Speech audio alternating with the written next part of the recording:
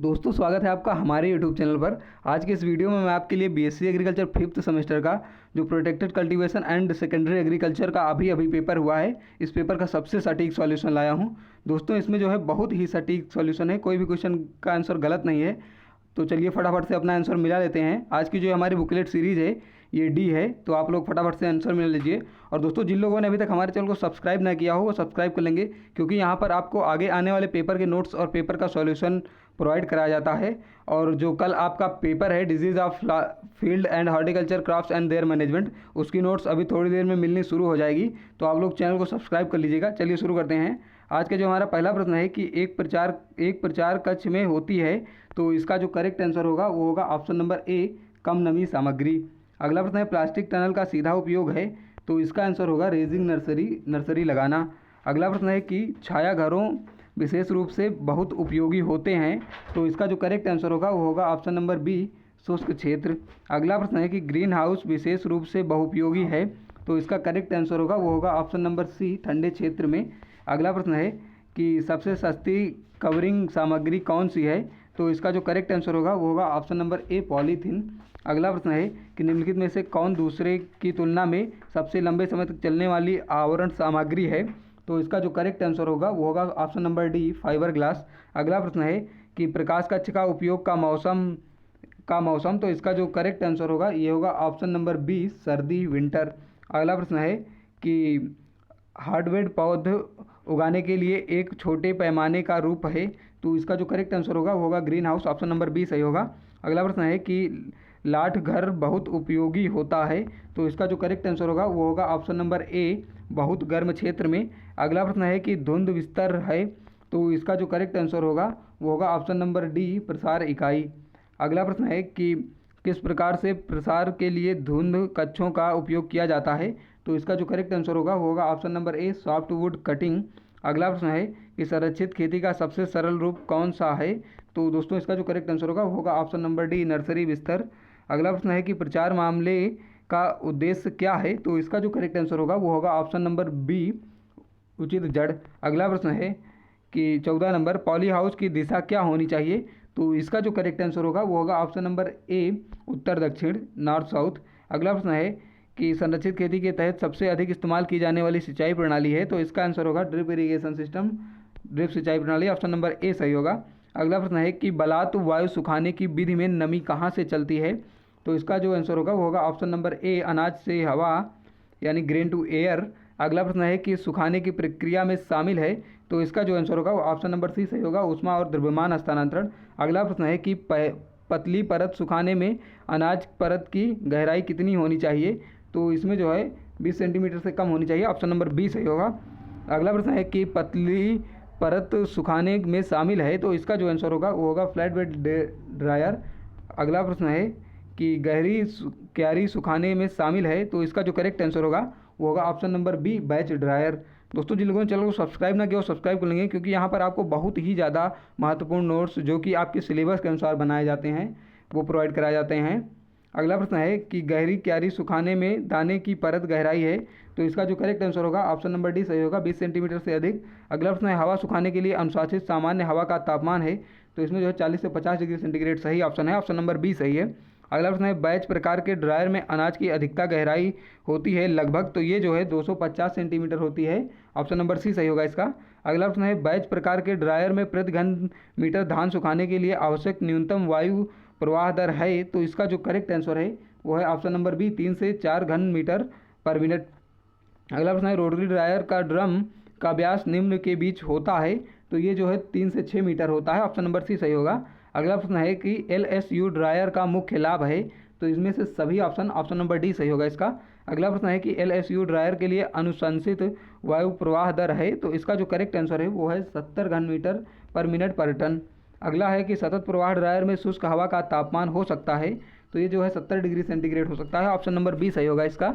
अगला प्रश्न है कि बैच प्रकार या अधिकतम सुखाने वाली हवा का तापमान है, तो इसका जो करेक्ट आंसर होगा ऑप्शन नंबर डी सही होगा, 45 डिग्री सेंटीग्रेड। अगला प्रश्न है 30 नंबर की विशेष तापमान पर अनाज की नमी सामग्री के साथ संतुलन सापेक्ष आर्द्रता के विकिरण को एक वक्र द्वारा व्यक्त किया जाता है, जिसने कहा था तो इसे जो सही आंसर होगा इसका वो होगा ऑप्शन नंबर ए, ग्रेन आइसोटर्म समतापी, अनाज समतापी, ऑप्शन नंबर ए सही होगा इसका।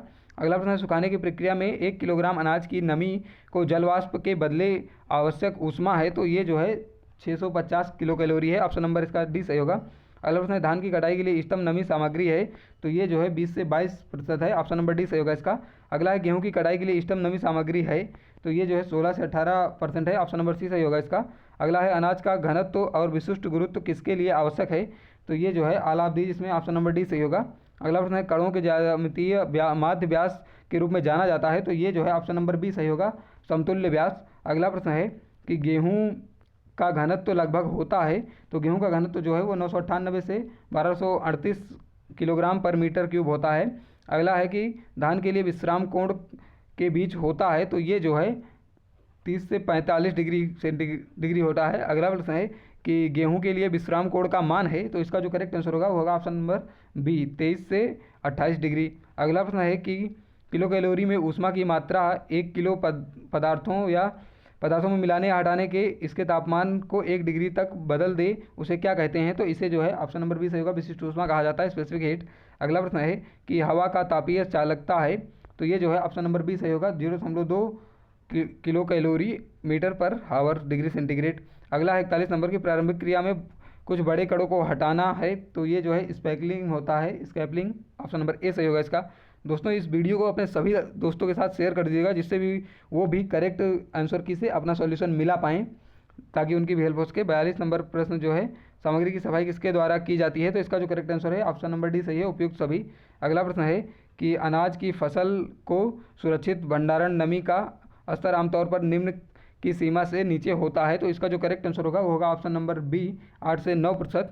अगला प्रश्न है कि चक्रवात विभाजक का उपयोग को अलग करने के लिए किया जाता है, तो इसका जो करेक्ट आंसर है वो है fine particles, option number A, महीन कणों। अगला प्रश्न है कि 1 टन अनाज को धूप में सुखाने के लिए आवश्यक क्षेत्रफल लगभग है, तो ये जो है 15 स्क्वायर मीटर है। अगला प्रश्न है कि धूप में सुखाने पर अनुकूल परिस्थितियों में अनाज की सापेक्षिक आर्द्रता प्रतिदिन कम से कम हो जाती है, तो इसका जो करेक्ट आंसर होगा वो होगा 3 से 4%, ऑप्शन नंबर बी सही होगा। दोस्तों ये सभी आंसर की जो है बहुत ही सटीक है, तो आप लोग कमेंट बॉक्स में जरूर बताइएगा कि आपके कितने क्वेश्चन सही हुए हैं। अगला है एट्रिसन मिल में खाद्यान्न का आकार निम्न के कारण कम हो जाता है, तो इसका जो करेक्ट आंसर होगा वो होगा ऑप्शन नंबर बी, अपरूपण और क्रशिंग। अगला प्रश्न है कि हैमर मिल की क्षमता निर्भर करती है, तो ये जो है चलनी के आकार पर, साइज ऑफ सीवियर। अगला प्रश्न है 49 नंबर, क्रशर अनाज के आकार को कम करते हैं, तो इसका जो करेक्ट आंसर होगा ऑप्शन नंबर ए सही होगा, निचोड़ने और दबाने द्वारा। अगला प्रश्न है कि धान में भूसी का प्रतिशत लगभग होता है, तो ये जो है 18 से 22% होता है। अगला प्रश्न है कि धान को क्यों उबाला जाता है, यानी boiling of paddy is done to, तो ये जो है इसका ऑप्शन नंबर डी सही होगा, उपयुक्त सभी। अगला प्रश्न है कि लीन टू ग्रीन हाउस में होती है, तो इसमें जो है केवल एक छत ढलान होती है, ऑप्शन नंबर सी सही होगा। अगला है कौन सा संरक्षित खेती का घटक नहीं है, तो इसमें जो ऑप्शन नंबर डी सही होगा, उपयुक्त में से कोई नहीं। अगला है CEA का पूर्ण रूप क्या है, तो इसका जो पूर्ण रूप है वो है control environmental agriculture, option number B सही होगा इसका। अगला प्रश्न है कि कुल ग्रीन हाउस का रात का तापमान कितना होता है, तो इसमें जो है 7 से 10 डिग्री सेंटीग्रेड होता है। अगला प्रश्न है 56 नंबर की ठंडे हरित गृह के अंतर्गत उपयुक्त पौधे हैं, तो इसका जो करेक्ट आंसर होगा ऑल ऑफ दीज होगा, ऑप्शन नंबर डी सही होगा।